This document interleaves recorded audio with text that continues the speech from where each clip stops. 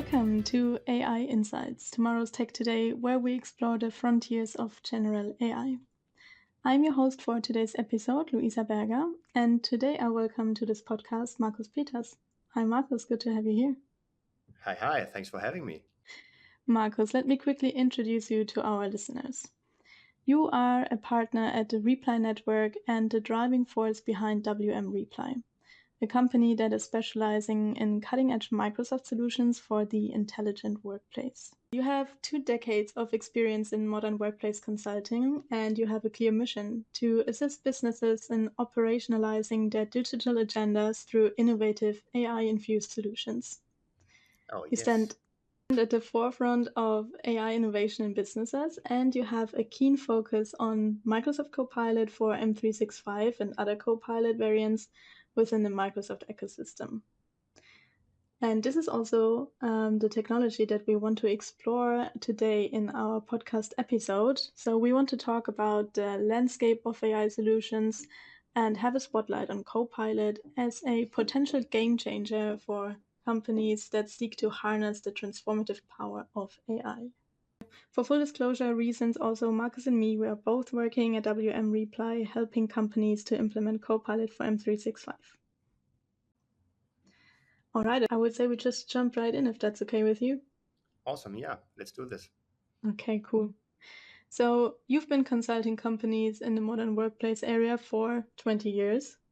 How would you describe the impact of the emerging AI technologies in the recent months on companies? And specifically, what is different now with AI compared to other recent technology advancements? Okay, that is really like a good question. I would say that, AI is here for decades, but the perception, or let's say the hype, the mainstream has started with GPT, like in 2023, I guess. And So I would say that it is just another component of digitization. So digital transformation will continue. What can be automated will be automated, and AI now is having its share because I think there's a huge potential for like in automating cognitive work. Mm-hmm. So understanding of a document, for example, can be done by a machine, and I can automate, or let's say like half automated with regards to Copilot, not autopilot, then I would say there's a huge potential. And I guess this has somewhat shaped the landscape of businesses. Um, and I think there's a study like State of AI from McKinsey, and in that study, they come to the conclusion that almost, I think it's 80% or so of the responders said, hey, yeah, we are having this thing on our digital agenda. Mm-hmm. So quite a big impact.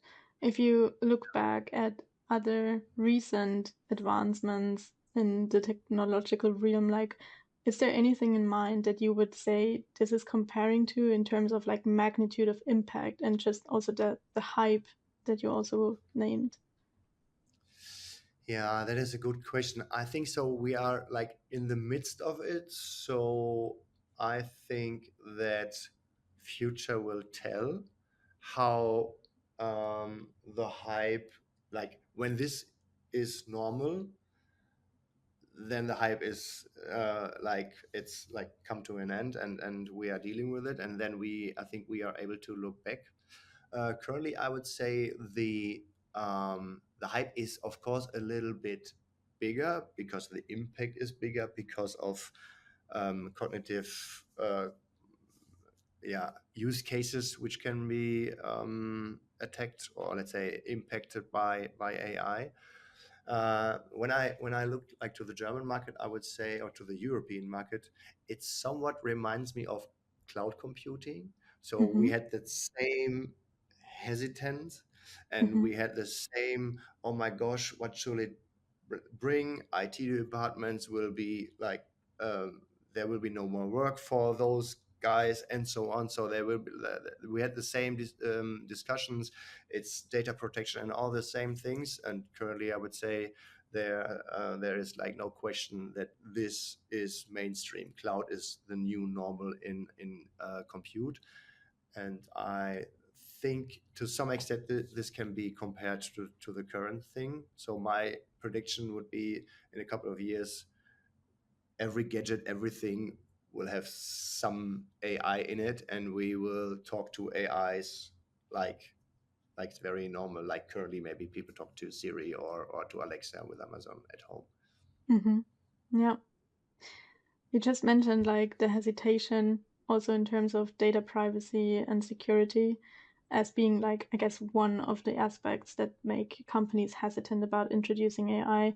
What other aspects do you see bringing about this hesitation? So first, of course, the data privacy, as just talked about, and then second is that people are.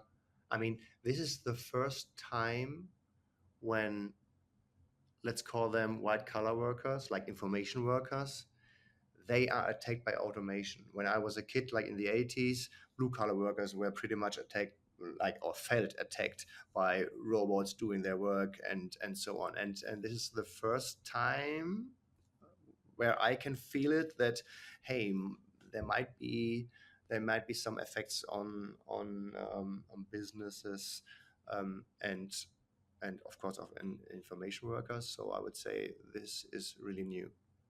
Mm-hmm. Yeah. So maybe this also, or would you say this also comes along with the fear of especially employees that AI might take their job? I mean, this is something that, like, this is a concern that we also hear about in the media that is also, I guess, making up some part of this hype. Yeah, I think this. Yeah, I think this is really it. And the thing is that as cloud computing, when we compare the two hypes, like further automation, that would like there was only like IT people. It was like only my data centers which were hosted in the cloud by someone else and not myself. So it I would say the impact on work was not like that big. But now we have the situation that people maybe fear that, hey, all the wisdom that I have um, established during the last years and which makes me maybe important to my employer now is at the fingertips of everyone. So what is then like what is my purpose here Mm-hmm. anymore? And I guess we like workers have to find again or redefine what bring I'm like what bring I'm to the table. Mm-hmm. So it's like facts, is it, maybe it's not maybe the most currency currently. I don't know. So this will change the workforce, and I think, yeah, this can be a little bit frightening to some people. And of course, how this whole thing works. So does it like spy on me, or and all those things like maybe I don't know. Big Brother is watching you and all those other things like when what the stuff that you can do with AI. I guess, yeah, there's the mixture, all of it maybe, um, yeah, accounts to fear and hesitation, I guess. Yeah, yeah, I agree.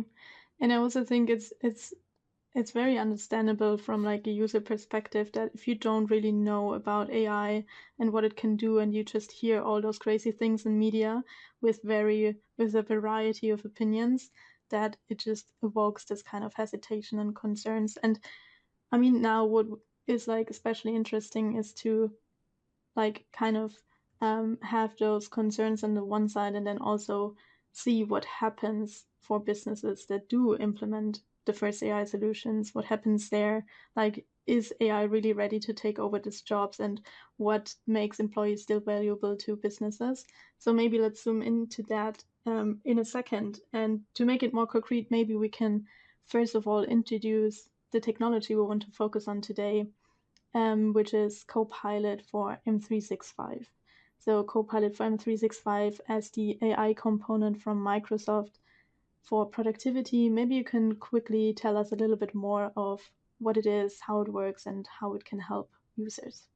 I would say the whole story begins with OpenAI. I guess Microsoft was able to acquire, I think it's 49%, but I'm not quite sure, of OpenAI. So the technology behind Copilot is everything that you might know from ChatGPT. Currently, they even host the last model.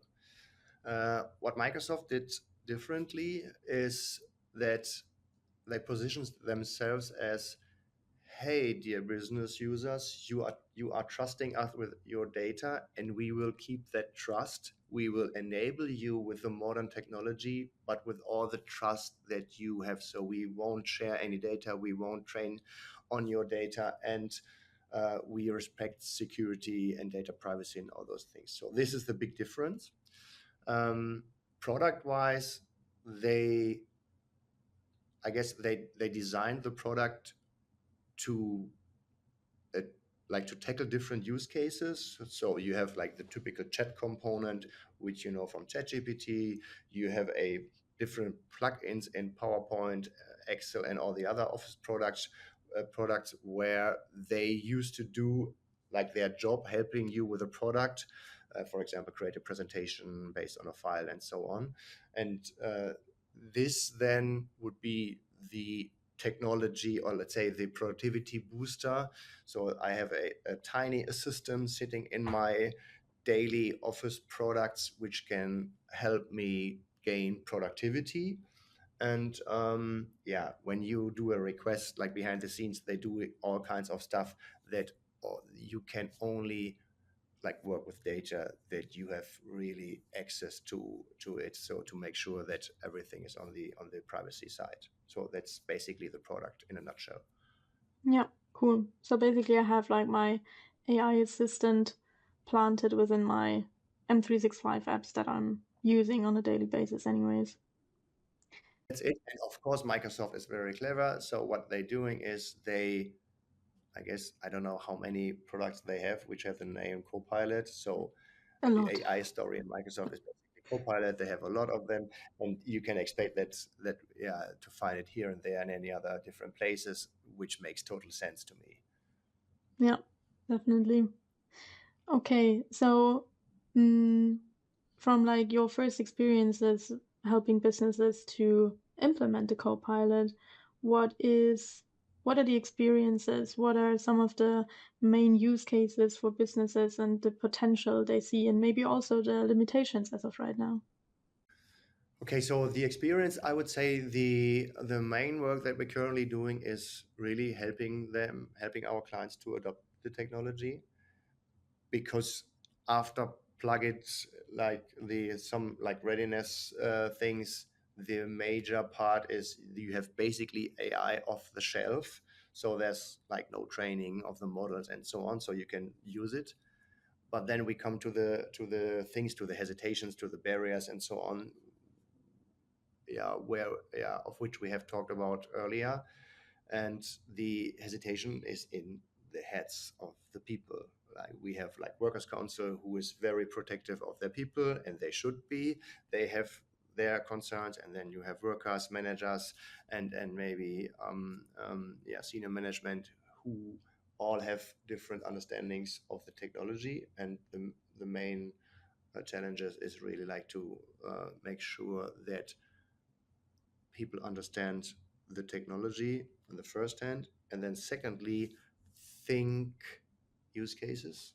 So Hmm. what would I do if I would have a tinier system on my side who would do 80% of the work, and I have to control it and have to monitor it, and then after that I can use the results. So this is the stuff which is, I guess, the main task, and there comes the hesitation. So usually, um, business users, they do not think in use cases, so you have nothing, something new. So what to do with it? There are the, I would say, the vanilla use cases. For example, there is the problem of having a blank page in Word, in Outlook, and so on, and I have to write an email, or I have to write like a document.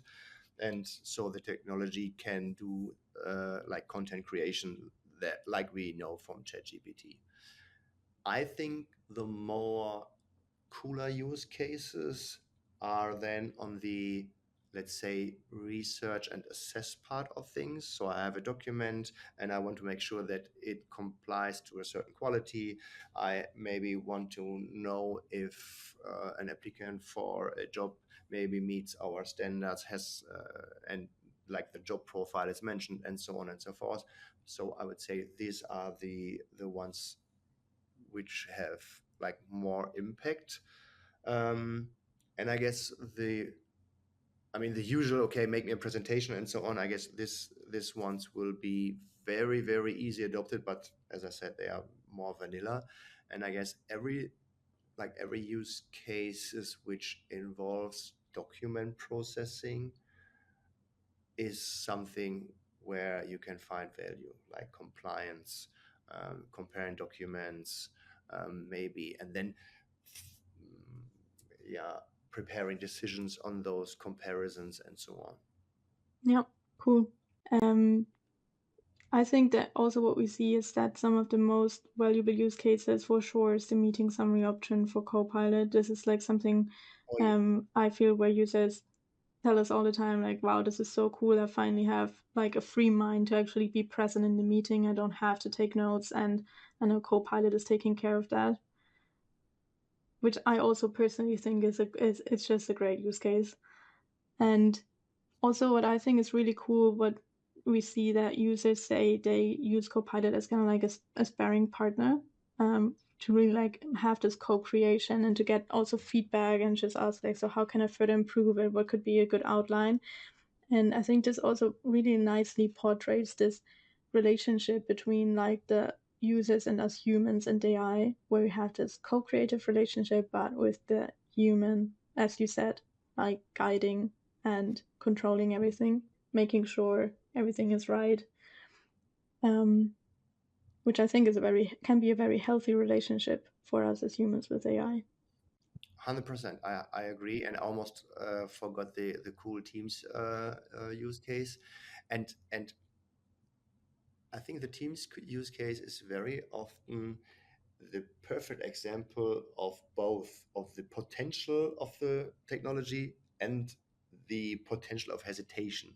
Mm-hmm. So now that I know there's a tiny assistant who is writing down every word that I am saying, people get really a little bit defensive, and workers council throw themselves like in front of the camera, say no, we cannot have this. And then we have like this GDPR discussion, which wouldn't be like in the first place when we were just like sitting in a room, and here is like my little, maybe the new guy or student worker, or maybe I myself, who whatsoever, like would write like notes. So no one would question this situation. So this is really funny. And yeah, but I think you're right, like the co-working with AI, I guess this is the story of the fifth technology revolution. So it's like 4.0 was like internet everywhere, and 5 would be working in conjunction with AI. And you're right. I guess this will be like the next step, I guess. Like Yeah. Yeah, absolutely. I feel you. And also with again coming back to this meeting summary thing, I think this is also the point where we see very clearly where technology touches culture. Because we see for a lot of companies also they're just not used to using recording or transcribing within meetings. And now they can do such cool things with Copilot. But in order to do so, they actually need to get their people on board to be okay with being transcribed and recorded. And this is just like I think one symbol of how new technologies can also make us aware of cultural things that we could still work on, or that we also need to work on in order to leverage these like AI capabilities fully. Another thing I think is data governance. Like lots of people are very hesitant and they feel like, oh no, with Copilot now I don't know, I can find everything and like everyone has access to everything, when in fact that's not the case. They can find as much as before, they just find it quicker. yeah, So also this can be like, but this has to be also a situation for businesses to actually go back and have a look at the data governance and actually get it right and identify those spots where there still needs to be some refinement. Yeah, and I would go even so far to say the situation of, for example, Europe being a little bit behind, Germany being behind in digital transformation. This is the thing. I mean, we have like uh, uh, my, the past of like Europe was in flames several times, and I guess we are very hesitant with our data privacy and so on, which is a good thing.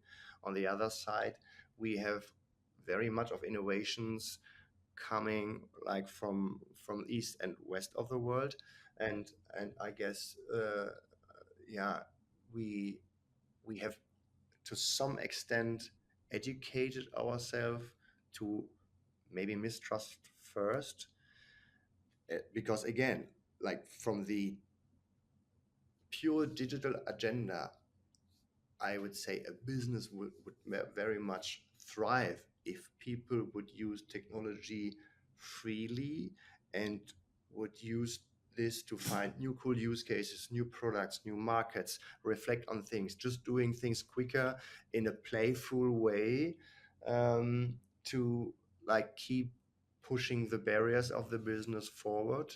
And I guess it really is not a question of I need to let privacy go.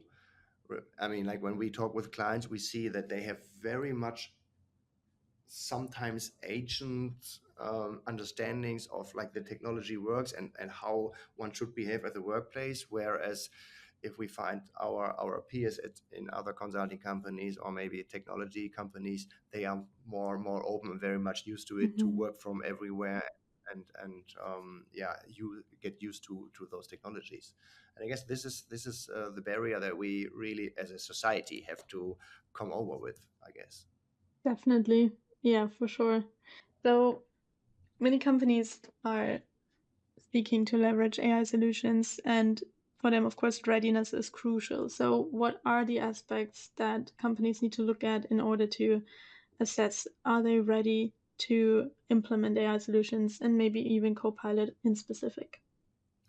Okay, yeah, for Copilot, I would say it's really somewhat easy. First thing is you have to be technical ready, which means that you should have done in the past what your duty as someone who runs an IT system was, like having data governance in place, having the latest security measures in place, so that you know I can identify each request from wherever in the world it comes from, and I can provide data accordingly, which means, in fact, that, for example, if I, Marcos, am in another location, then um, I have access to maybe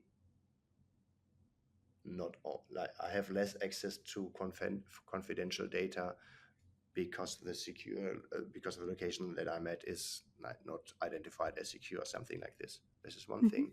And then, of course, the oversharing thing, which we find sometimes with Copilot. So you mentioned it before. Um, in M365, I can search and I have access to everything that I have access to, either by accident or either by purpose. And Copilot finds those things and puts those information into text, which means it finds it a little quicker and maybe a little bit better. So this is another measure. And then we have the the adoption part. Like these would be like the main preps, and then the second, I would say the last one then here is really find, of course, use cases. Uh, we had some examples where where the business decided to let it just out in the wild, like because they thought, hey, our employees are technological savvy and they will figure it out. We have made the experience that this usually leads to frustration. Um, yeah, so with any IT system, and at least with something which is that tackles fundamentally cognitive task, there should be a plan how this thing fits into the overall digital agenda. What do we as a business want to achieve with AI in general, and how can it help us? And then we have to discuss the tech part, and then the adoption and rollout, and even maybe extensibility part of it. Yep. Yeah, that makes a lot of sense. I feel like especially also the last part of actually defining this broader AI strategy can be quite challenging because it is, of course, like it is a like it has to come from two directions, right?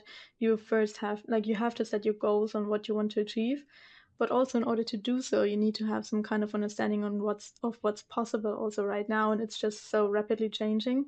So this I think can be like very challenging, I guess.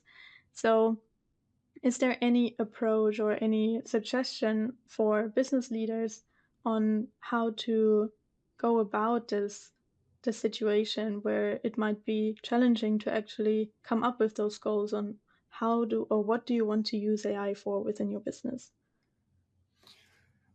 Yeah, I mean, so if you don't have a digital agenda, that's, I mean, in 2024, really like, then you really should sit back and really define your business strategy, like your overall strategy. Um, yeah, and secondly, then of course, if you like have no idea what to do with AI, I really would think that okay, let's do AI a little bit aside for a moment. Let's think if my people would have like an army of assistants at their fingertips helping them with productivity task, what task would I give to them? And I think the like dealing with those things would help to even mature, because if there's an assistant and I want like work to be done, I need to make sure that my assistants understand what I really want to do, understand the desired outcome, and maybe other things to consider, documents to view, and so on. So I have to be very precise, Mm-hmm. and I predict that if I do this without any computers involved, I guess I will have like a better process landscape, and I will have a feeling of where can AI like help me, I guess. But of Yeah. course, like this all starts with having some kind of introductory workshop presentation whatsoever to have really like an understanding, okay, what's in the box, what can do it for you in general, and then start thinking and play around and really to do it playful, really like Mm-hmm. make mistakes.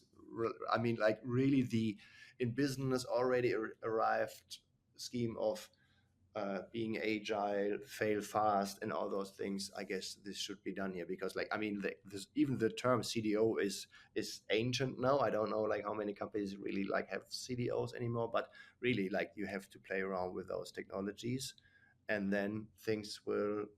So if you are certain here's a use case and there's a use case, then you can do this on safe guardrails and keep going. Yeah. Cool. Very cool.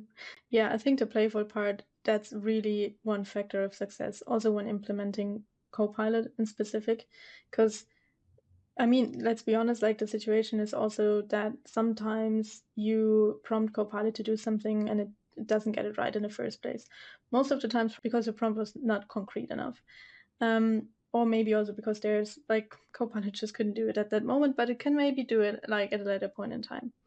And if like in order to keep going and to keep using Copilot, you need to have this like I'm playing around with it attitude, at least at the beginning, and to also explore these like very specific use cases that would probably then provide you most value.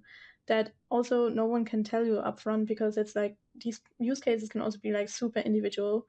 And as I said, to identify them, you need to have this explorative um, Yeah. um, mindset. Yeah. I would totally agree on this. And I would say that really, I mean, if you still think, yeah, I'm not quite sure, then I would argue that okay, the first versions of like Teams, for example, they have been lacking some functionality. There was like this like Zoom and was Slack and so on, and a platform vendor will find its way through like delivering good products. And I'm assuming here the same thing for Copilot as well. And the other thing is, go and read the state of AI of McKinsey. I mean, like they did a survey, and even if you hesitate and you deny to do so, you can be sure that at least a bunch of your competitors will do, and then they will outwork you. This is really like the thing. I mean, if they can do more in lesser time, they will just simply outwork you, and it Mm-hmm. has to be done, or it has to be placed on the digital agenda of every business, I would say. Yeah, definitely. All right. Marcus, I have a last question for you. It's a hypothetical question. So let's go to imagine land for a second. And let's imagine there are two countries right next to each other. The one country is embracing AI, let's call it AI land, whereas the other one is entirely avoiding it, the non AI land. What do you believe would be the most significant difference between the two? Oh wow, that's really a good question. I really would say that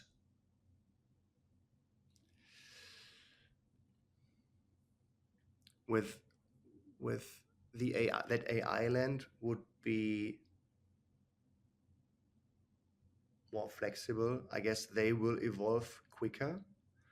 Um, I think when you like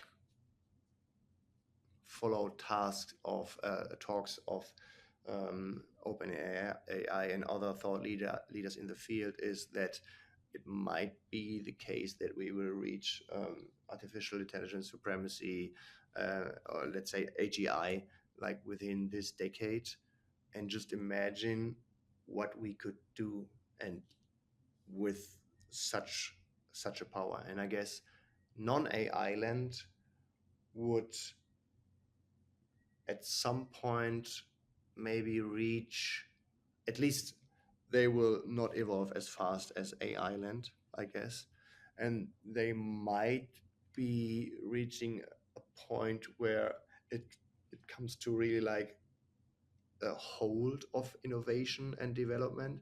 Because as I think, let's consider almost everything could be done with machines. Let's consider this. Then I would say that AI land now has the potential that people can do what people can do best, like create new things, new ideas, new work, and so on. So I guess we are very, very much far away from AI taking us over and killing every one of us.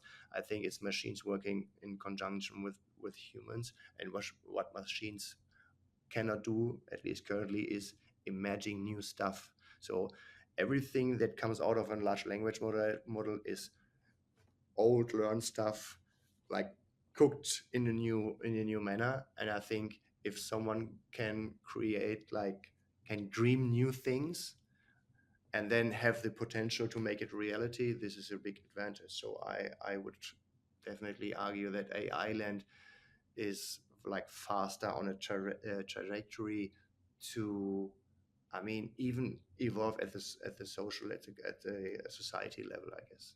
If, of Yeah. course, if tackled correctly, if security measures, blah blah blah, all those things would be in place. Well, AI land sounds very interesting indeed, and we will see in how far we will develop as an AI land, or rather non-AI land, Yeah, um, somewhere in between. Um, Thank you very much, Marcus, for your perspectives and input. It was a pleasure to have you on this podcast, and see you soon. thank you very much for having me. It was a pleasure to be here, and thanks. Thank you.